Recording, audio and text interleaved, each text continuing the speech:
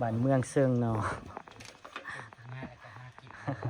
เต็งขึ้นมาแล้วก็กิน เพราะว่าหาอยู่หากินไม่ได้พี่น้องขายต่างกันสิกันขายต่างกันว่า สบายดีเด้อพี่น้องกองปลายสบายดีเด้อสบายดีFCทุกท่านมาเด้อมากินต่ำกัน ก็สิได้ไปติดจักรจันทร์แม่ง คื คือ อ กั กั บบ ข้า ข้าม มไปตอนนี้บ่ไหว้เด้อแดดแห้งรีฮ้อนอุ้ยถ้าปุ่นอ่อนคือทางนี้บอกแต่อยากตายอะลิความอ่อนน่ะแต่ยาก ว่านะสาวแม่ผัว เยอะมากกินกับผักซีงามๆพี่น้องซื้อในตลาดมื้อเช้านี่แหละแล้วก็ผักค้าพี่น้อง คุณก็จักรจันทร์ จักรจันทร์เนาะสิกินจักรจันทร์นิดหน่อย จักรจันทร์ในแรงมันไม่มีปัญหา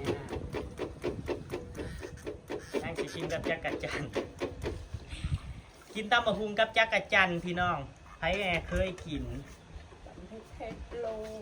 เอาเผ็ดๆเนาะเอาแบบ จุ เอาเผ็ดๆก็อากาศร้อน เอาสิกันเนาะอากาศร้อนเขาให้กันยันทองร่วมเขาให้ค่อยกินเพชรกินอันต่ำกันพี่น้องสมเซล ๆนี่เลยจ้าพี่น้องกินสมกินแซว เชิญชมข่าวจักหอดไซว่าไปหาหน้าไม้บ่เป็นหาเนี่ยเขาไปเองน้ำเลยบ่ มีคอมเมนต์หนึ่งที่พระท่านละตอบเพื่อนบอกว่าไม่ชอบเสียงนะตายแล้วเสียงเขาเป็นใบอีบอก บ่มากเสียง โหมาก เราตอนนี้บ่มากเสียงตัวเองเหมือนกันเขาก็บ่ได้มากแต่เสียงตัวเองนะพี่น้องเอ้ยเวลาเขาว่ามาฟังน่ะอุ้ยคือเสียงกระเทยลีเล่าเวลาเว้าคือว่าปกติอยู่แต่เวลาเขามาฟังแน่นี่แหละเสียงหนึ่งแบบอุ๊ย ชอบผู้ชายเสียงหวานเหรอ หวานตรงไหน เขาบอกว่าสั้นเสียงหวานหน้าตาก็หวานเสียงยังหวานอีกหน้าโหดกระดอกกลางคืนแห่งข่อยโหด ไอ้ว่าว่าจังหวาน บริอึดมีแต่คนบอกว่าข่อยหนาวานเลยข่อยหนาวานดีกว่านะ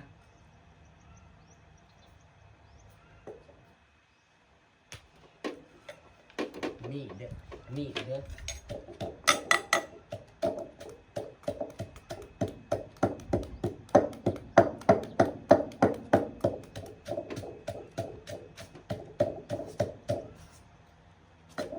เอาดิสิใส่อะไรก่อน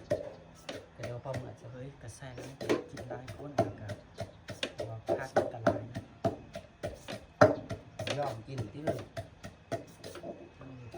ตั้งในท้ายมันจะได้หาเลย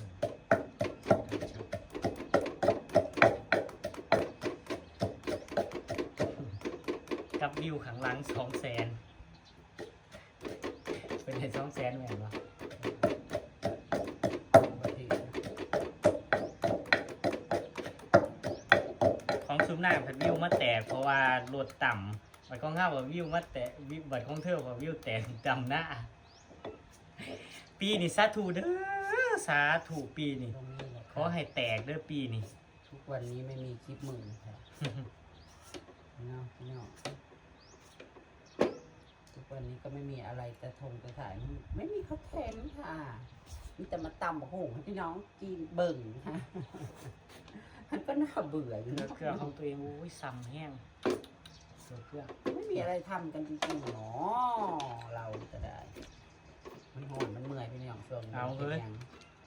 คนที่เขาเห็ดขีบเฉพาะตั้มแห่งว่าเขาตั้มมือหนึ่งเท่าไร เอ ถือ อ ว่า อันนั้นเขาเฉพาะอัน อืม คลิปกินเผา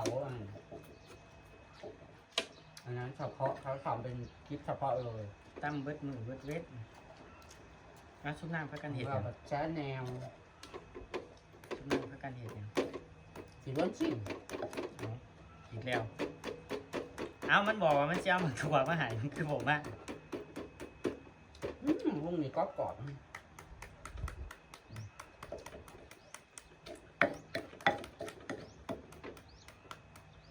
ใส่มะกอกลงไปจากว่าโทรศัพท์เด็กมันจะมีแต่เว่า มันหอนเอา ซองดูเลยเดี๋ยวมันเด็ก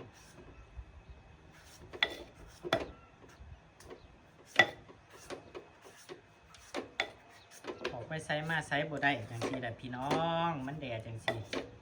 ถ้าบ่คำบ่มืดนี่ไปไซบ่ได้ดอก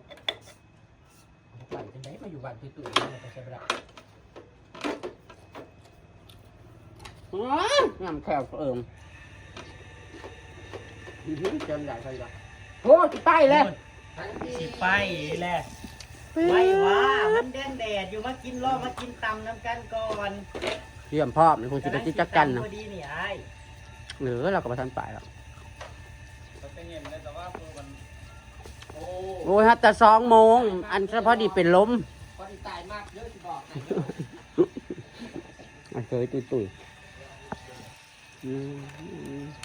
บอกกันมาหน่อยโทษทหารนายเนาะมันจะบ่เรือเกาะของบ่มันเรืออะไรจะติดไปบ่ติดขึ้นไปซะก่อนจะรับเหมาจะออมพักอันพักขาอันเนาะเสือเมาเอา3 มัดมาละ10 บาท เฮ้ยเบียร์มันก็ง่ายนั่งเต็มขีดอยู่ ยากได้กิน ฮะ ยากได้กิน เอา ยาก ป ป ล่ ว อย ด ที่ มันใหญ่ ไว้อยู่ในสวน มันใหญ่มันโอ้ยย้ำเนี่ยเราก็ไปกล้าเอาให้กันใหญ่ไว้กว่านี้กาดให้ทุงน่ะขึ้นหาต่ำพอเลยละ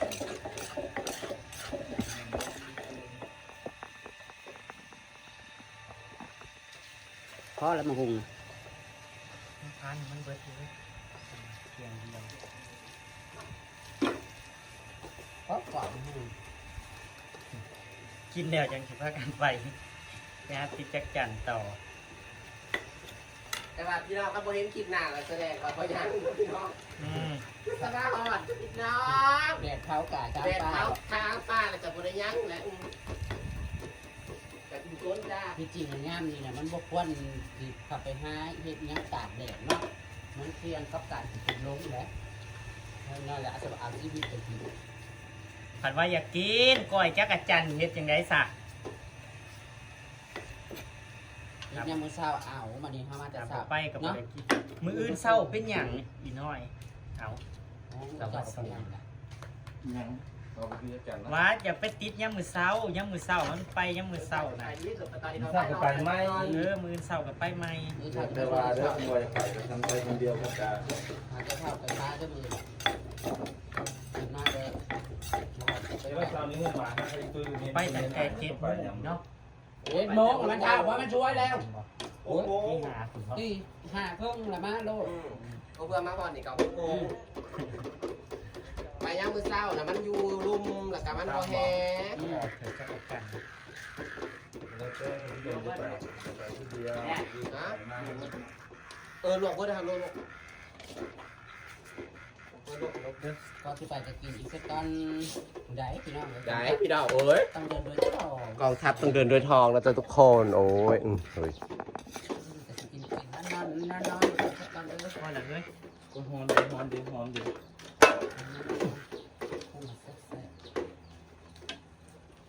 วลงอยู่เน้น โอ้ยพอเปลี่ยนใหม่เลยเด้อฟิล์มนี่เด้อ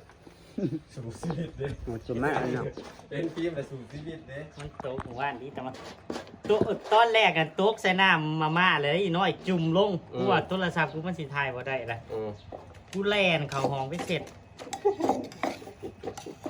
มารอบ2ก็ว่างในโต๊ะได้ไปหลูดมือตั้มลูก ข้าวต่ำเร็วๆไปเอฟซีถ่าเบิ่งกันต่ำหุ้งอยู่บนนี้มันร้อนอยู่เร็วๆนอนก่อนโทรศัพท์สิดับนี่ สิเด็ด แล้วลงสวน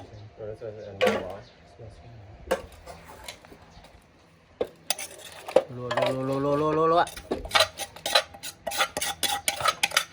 ต่ำต้มปุกต้มปุ๋ยสักกันก็พักซี่พักกันข้าพักคืน ก็ได้ถ่ายอยา มัน ก เอา กิน โคกน้อยโพดเห็นไหม ก็นั่นแหละมันมีโคกใหญ่อยู่แต่บ่ใส่ ว่าต่ำชั่วโม มัน ง ยโนบ่ ก็แล้วแต่ได้ ประแดกใส่อีก แต่ดอก ซื้อ มันเรื่องเขาส่งงาน มีอยู่เป็นอัปริมามันสื่ออะไรอยู่จ่าบ่ายเถอะ นี่เอาข้าวปุ้นใส่แล้วคือซีเจลลี่แบบจางแล้วแบบเจ้าน้ำแล้วมันจางกับขันต่ำกระปุ้นเลยพอจะเรื่องเจ้าน้ำหยวกสิกับอันนั้นโหลดเข้าเนื้อเข้านางดีมันนี่เขาเส้นใหญ่วะกระปุ้นแปลกใส่เฮ้ย นี่มาเฮ้ย เพื่อนสิได้กิน เปลี่ยนโคก8เทื่อ เจ็บโค ว่ารสชาติเปลี่ยนเลยเนี่ย โยมันติดน้ำโคกกับน้ำหมอนะกับพ่อผู้ พูด ผูกเอาไปซ่อนใส่อิหยังกับผู แซ่บที่สุด จะเป็นสะอาดเดียว ใส่ประแดกนั่น ให้ซีมก่อนจัง จางแน่นอนมันดึงที่มันดีตาตับตัวนักตัวนี้ให้นะ สมครับ โล โดนสิ้น ปลาลา เข้าไปเดี๋ยว นั่นเนาะ ท้องเข่านะคือสิบมาเลย โมแม่ คือเลย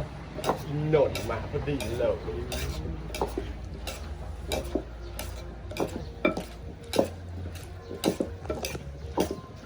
เอาเลยมาแต่ตีไก่พอดีเมียล้วนฉีดเนาะ เมียกันว่าจี โมเมนเมียโมเมนเมียเล็กบ่จัก บ่ มากิน เด็กสมัยขาเข้าบ่มากับบริมาเด้อ แม่นบ่ โซนแค่ว่าปอดนั่งข่าวเด้อโอเค เข้าบ่คือแบบเฮ็ดอีกแล้ว อีกนั้นหนึ่งจ้า หมดขวดจ้าสู่ เออ ชนะเราได้ตัว ตลาดด้วยตลาดด้วยเส้นหนักไปสิ ชนะถ้าใกล้กูในแห้งกับศิษนะ บอกไปบอกนางวัฒนานั่งให้ดีใจจัก จะบ้า ที่บ้านคนมาส่งเบาต้องทำเลยมันมีจะนั่งมันมี พอสิว่าปี ที่ข่าวนี้นี่เนาะ กินนี้เราพี่น้องให้กินให้พี่น้องเพื่อนจ้ายั่วๆไปตามติดตามคลิปหน้าติดตามคลิปหน้าแล้วกันกินแล้วเราก็สิเข้าป่าไปล้อมมาล่อฐานปฏิจักรจันทร์อะไรจ้า พี่น้องจ้าไปพี่น้องบริย่างจ้าที่เราไปแล้วนี่ครับ ไปตามคลิปหน้าแล้ว ไปใกล้ๆนี่